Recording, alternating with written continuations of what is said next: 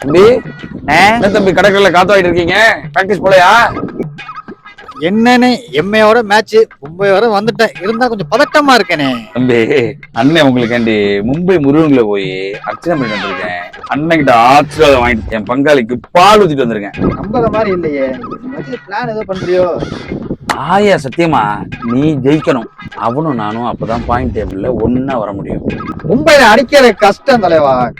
கடப்பாறை பேட்டிங் வச்சிருக்கேன் தலைவா. கடப்பாறையும் இல்ல வால்பாறையும் இல்ல. போன மேட்ச் 120 கூட அவனால தாண்ட முடியல. பவுலிங் ரொம்ப ஸ்ட்ராங்கனே. பும்ரா பாலே புஷ்வானா பறக்க விட்டாங்க சின்ன பையலைய. பவுலர் எல்லாம் பாக்காதீங்க தம்பி. ஜெயிச்சு வாங்க பாத்துக்கலாம். ஜெயிச்சலாங்கறியா? மசூர்ல ஜெயித்த என்ன பங்காளி படுத்தாய பங்காளி கப்பு வச்சுக்கிட்டு புதுசா கல்யாணம் புது படம் வச்சிருக்க மாதிரி கப்புன்னு இன்னைக்கு உங்க ஊர் வராங்கல்ல, செதுச்சிருக்க போல செதுச்சு. எங்களோட நோக்கமா தான் பங்காளி. எங்க கேப்டன் இருக்கானே, கப்பு ஜெயிச்சாலே அழுவேன். போன வாரம் அந்த சின்ன பையல்கிட்ட வேற தோத்துட்டோமா, 2 நாளா உடம்படமா அழுகிறான் பங்காளி. நான் எப்படி பும்ரா கலணும் பங்காளி? அது இருக்கட்டும் பங்காளி, எங்க ஊர்ல நாங்க எப்படியோ உங்க ஊர்ல நீங்க எப்படி.